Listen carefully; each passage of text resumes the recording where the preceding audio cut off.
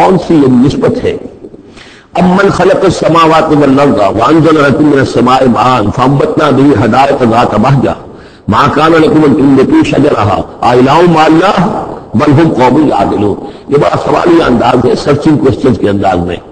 کیا بھلا وہ جس نے آسمان اور زمین پیدا کیے اور جو آسمان سے اتارتا ہے پانی تمہارے لیے اور اس کے ذریعے سے پھر وہ ہم اگا دیتے ہیں باغات بڑی رونق والے سرسبز باغات، ماں کانا لکم ان تنبتوا شجرہ، تمہارے لیے ہرگز ممکن نہیں تھا کہ تم اس کے پودوں کو خود اگا سکتے.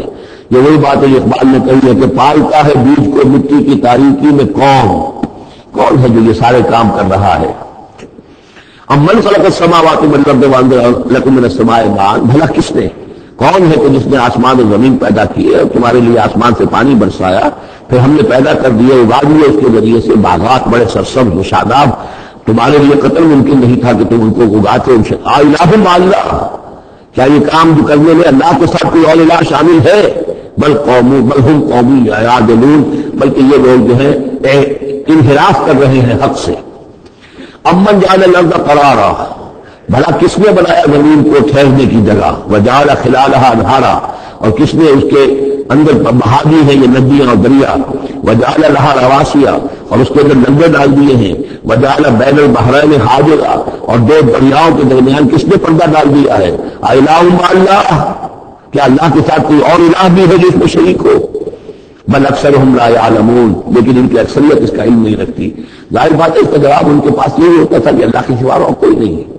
اس کو سمجھ لینا چاہیے، اس لیے کہ جو مخاطب تھے ان کے نظریات کیا تھے، ان کے عقائد کیا تھے، ان کا موقف کیا تھا، اس کو جاننا بہت ضروری ہے.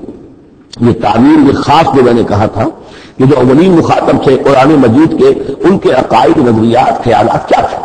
وہ اللہ کو مانتے تھے، یہ مانتے تھے خالق وہی ہے، البتہ اس کے کچھ بڑے لاڈلے ہیں، چہیتے ہیں، محبوب ہیں، مقربین بارگاہ ہیں، وہ کچھ سفارش کرنے والے ہیں، بس اس سے غائب ان کا شرک نہیں تھا.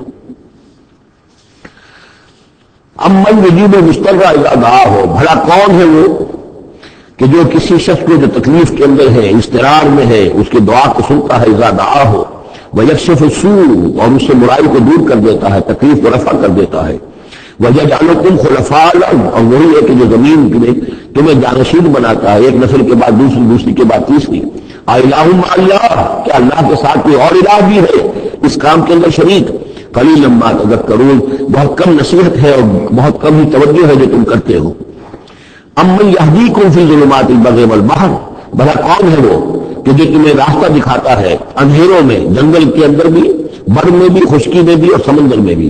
وَمَن يُرْسِلُ الرِّيَاحَ بُشْرًا بَيْنَ يَدَيْ رَحْمَتِهِ، اور وہ کون ہے کہ جو بھیجتا ہے ہواؤں کو بشارت دیتے ہوئے اپنی رحمت کے آگے آگے، باران رحمت کے آگے آگے ٹھنڈی ہوا کے جھونکے آتے ہیں. الہ مع اللہ، کیا اللہ کے ساتھ کوئی اور الہ؟ تعالی عما یشرکون، بہت بلند و بالا ہے وہ جس سے جو شرک یہ کر رہے ہیں. امن یبدأ الخلق ثم یعیدہ، بھلا کون ہے وہ جو ابتدا میں پیدا کرتا ہے خلق کو، پھر وہی اس کو دہرائے گا یا اس کا اعادہ کرتا ہے. وَمَن يَرْزُقُكُم مِّنَ السَّمَاءِ وَالْأَرْضِ، کون ہے کہ جو تمہیں رزق پہنچا رہا ہے آسمان سے بھی اور زمین سے بھی. آسمان سے پانی برستا ہے اور زمین سے پھر وہ تمہارے لیے رزق جو ہے نباتاتی وہ نکل آتا ہے. الہ مع اللہ، کیا اللہ کے ساتھ کوئی اور الہ بھی؟ قُلْ هَاتُوا بُرْهَانَكُمْ إِن كُنتُمْ صَادِقِينَ، کہیں ان سے لاؤ اپنی دلیل، سند لاؤ، برہان لاؤ اگر تم سچے ہو. قُلْ لَا يَعْلَمُ مَن فِي السَّمَاوَاتِ وَالْأَرْضِ الْغَيْبَ إِلَّا اللَّهُ، کہہ دیجئے کوئی نہیں اللہ کے سوا جو آسمان اور زمین کا غیب جانتا ہو. وَمَا يَشْعُرُونَ أَيَّانَ يُبْعَثُونَ، اور انہیں تو یہ بھی معلوم نہیں ہے کہ انہیں کب اٹھایا جائے گا. یعنی جو فوت ہو چکے ہیں، چاہے وہ اولیاء اللہ ہیں چاہے کوئی اور ہیں، اب وہ فوت ہو چکے ہیں، عالم برزخ میں ہیں، انہیں یہ بھی معلوم نہیں ہے کہ اٹھایا کب جائے گا. بل ادارک علمہم فی الآخرہ، لیکن ان کا علم اور ان کا فہم جو ہے وہ آخرت کے معاملے میں تھک ہار کر رہ گیا، یعنی آخرت کی حقیقت کو نہیں سمجھ پا رہے ہیں. بل ہم فی شک منہا، چنانچہ وہ اس کے بارے میں شکوک و شبہات میں مبتلا ہیں. بل ہم منہا عمون، بلکہ وہ اس کی طرف سے اندھے ہو چکے ہیں.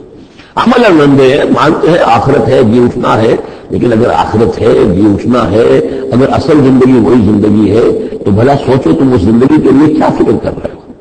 تمہیں کل کی فکر ہے کہ کیا کھائیں گے. اگر پیسے نہیں ہے تو کس قدر فکر اور تشویش پابندی ہو جاتی ہے، اس لیے کہ کل کا پتہ ہے کل آئے گا، کل کا دن آئے گا، اس کے لیے مجھے ضرورت ہوگی. اگر اتنا یقین ہو آخرت کا بھی تو پھر سوچنا ہوگا کہ اس کے لیے کتنی سوچ ہے اور کتنی فکر ہے. وقال الذين كفروا اذا كنا ترابا وآباؤنا أئنا لمخرجون، اور کہتے ہیں یہ کافر کہ جب ہو جائیں گے مٹی اور ہمارے آباء و اجداد بھی مٹی بن چکے تو کیا ہم پھر نکال لیے جائیں گے؟ لقد وعدنا هذا نحن وآباؤنا، اسی کا وعدہ کیا گیا تھا ہم سے بھی پہلے اور ہمارے آباء و اجداد سے بھی من قبل پہلے. ان هذا الا اساطير الاولين، یہ نہیں ہے مگر پچھلوں کی کہانیاں ہیں، نقلیں ہیں، وہیں سے یہ بات نقل ہوتی چلی آ رہی ہے. قل سیروا فی الارض فانظروا، کہیے اس سے کہ ذرا سیر کرو زمین میں، گھومو پھرو. فانظروا کیف کان عاقبۃ المجرمین، تو کیسا انجام ہوا ہے ان قوموں کا کہ جنہوں نے اس جرم کی روش اختیار کی. ولا تحزن علیہم، اے نبی اب آپ ان کے اوپر رنجیدہ نہ ہو. لعلک باخع نفسک الا یکونوا مؤمنین، شاید کہ آپ اس سجدے میں اپنے آپ کو ہلاک کر دینے کے لیے ایمان نہیں لا رہے. فلا تحزن علیہم، اب آپ ان کے اوپر رنج نہ کریں. آپ نے اپنا فرض ادا کر دیا، اب ان کی اپنی شامت اعمال ہے، یہ جس کے مستحق بن رہے ہیں، نہ کہ یہ کہ آپ ان پر رنج کریں، رنجیدہ ہو ان کے انجام سے. ولا تکن فی ضیق مما یمکرون، اور جو چالیں یہ چل رہے ہیں اس کی وجہ سے آپ کا دل تنگ نہیں ہونا چاہیے. ان کی چالیں ناکام ہو جائیں گی، ہماری چالیں کامیاب ہوں گی، ہماری تدبیر ہے. ان کی ساری چالوں کا ہم احاطہ کیے ہوئے ہیں، ہمارے علم کے بغیر پتہ تک جنبش نہیں کر سکتا. ولا تکن فی ضیق مما یمکرون، یہ سورہ نحل میں بھی لاسٹ بٹ 1 آیت میں آئی تھی.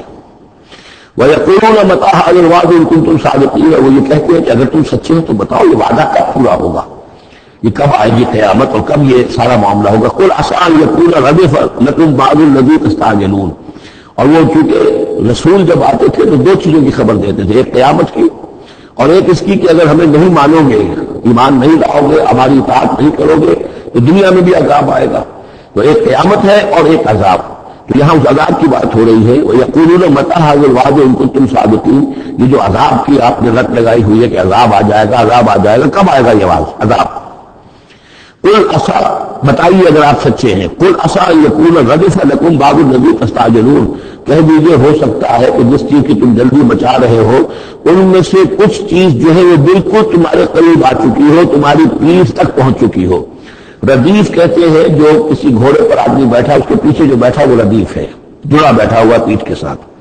تو اس طریقے سے کہ تمہارے ساتھ جو وہ شامت ہے تمہاری، وہ تمہاری پیٹھ کے ساتھ لگی ہوئی آ چکی ہے. اور اس میں اشارہ ہے غالباً غزوہ بدر کی طرف کہ اب زیادہ دیر نہیں ہے کہ تمہارے اوپر وہ عذاب الہی کی پہلی قسط جو ہے وہ نازل ہو جائے گی. فَإِنَّ رَبَّكَ لَذُو فَضْلٍ عَلَى النَّاسِ وَلَٰكِنَّ أَكْثَرَهُمْ لَا يَشْكُرُونَ، اور یقیناً آپ کا رب جو ہے بڑے فضل والا ہے لوگوں کے حق میں. وہ تاخیر کر رہا ہے تو یہ اس کا فضل ہے، اس کا کرم ہے، اس کا رحم ہے. وَلَٰكِنَّ أَكْثَرَهُمْ